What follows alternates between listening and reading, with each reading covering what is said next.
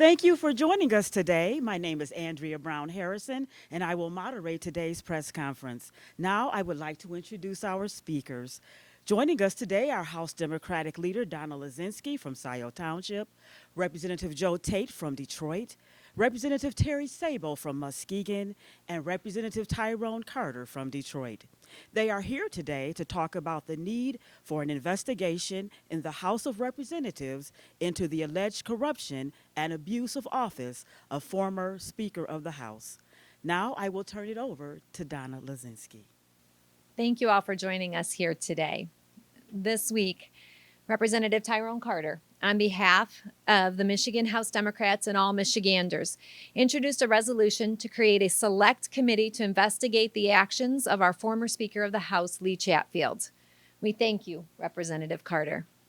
This investigation is long overdue. As any of you reading along with the news can attest, we have all watched the drama unfold across the headlines, raising countless questions about the financial practices of Speaker Chatfield, the money-moving practices involving his campaign committee, his nonprofit organization, his 4 political action committees, the political consulting firm he hired to manage these PACs, the owners of that political consulting firm who also served as his employees here in the House of Representatives, and his staff salaries and taxpayer dollars that got caught up in this alleged operation. The most generous reading of this convoluted network depicts, at the very least, an abnormal set of arrangements. The facts of the matter are, we don't know the facts of the matter. We have the authority and the tools within the House of Representatives right now to begin unearthing the truth. In the weeks ahead, we will see if we collectively, under the authority of the majority party, have the will and the leadership to get to the point where we can know what the facts truly are. We are demanding this investigation, and we are doing so on behalf of Michiganders who deserve to know how the former Speaker of their House of Representatives wielded their money, the power of government, and all the political privileges and influence afforded to him as Speaker of the House. With that, I will turn it over to Representative Joe Tate. Thank you, Leader Lasinski. Good morning. If there's one thing we know for sure about the alleged misdeeds of the former Speaker, it is that there is much we don't know. We still have tremendous questions about what happened behind closed doors within the Speaker's office during the last session of the legislature. And these are questions the people of Michigan deserve to have answers.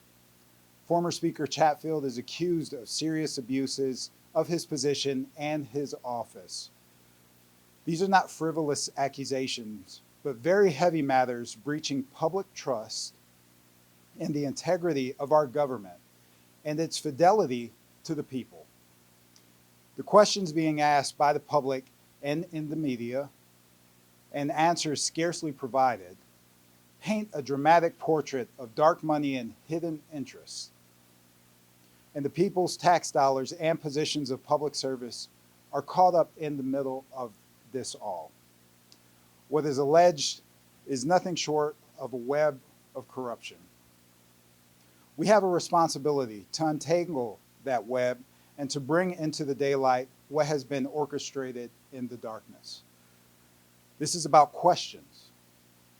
Our mission is to uncover the answers for the people of Michigan, and that starts with asking questions. We need this select committee to ask those questions and investigate down to the very bottom of these alleged transgressions. Without this committee, without this investigation, we have no formal venue for review and none of the powers granted to this legislature to answer questions such as these. Obstructing the investigation is to say these questions don't matter or that the people of Michigan don't deserve these answers. We say today that you do. You deserve answers. Time and the Republican House leadership will tell soon enough if we stand alone in that belief. But here's today, you deserve answers. Now I'd like to hand this over to Representative Sabo. Thank you, Rep. Tate, and thanks everyone for being here today. I come to you at this press conference not in regard to any kind of political party, not as a Democrat for sure, but as a public official who has been entrusted by my constituents to voice their concerns in our state government, as a public servant who swore an oath of office, as a representative in our democracy.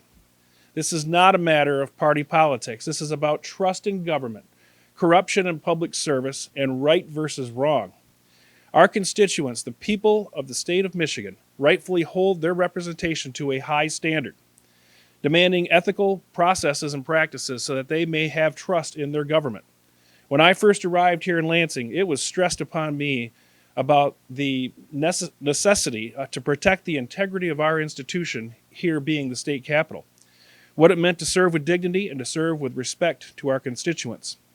The allegations I've heard and read concerning former Speaker of the House Lee Chatfield are among the worst allegations against the integrity of our institution, the dignity of service, and respect to our fellow Michiganders back home. The eyes of the state turned to us with so many questions about the potential criminal or ethical violations alleged to have taken place right here in our state capitol.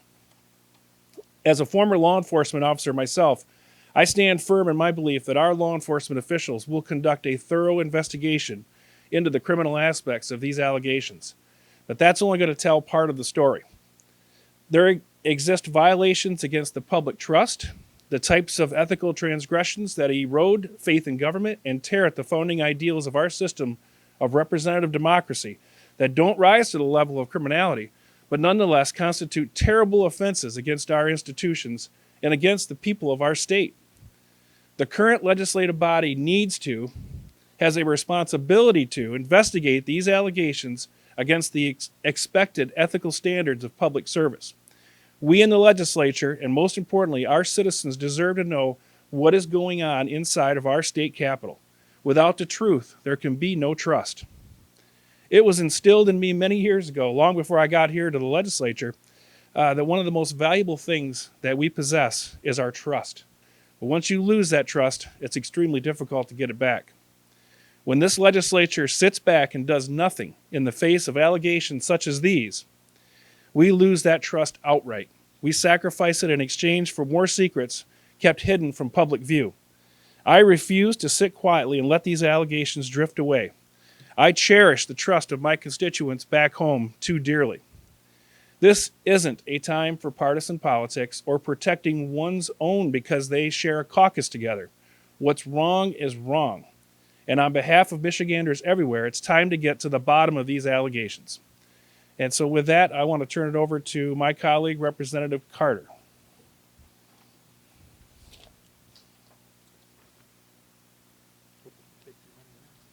Got everything? Thank you, Representative Sabo.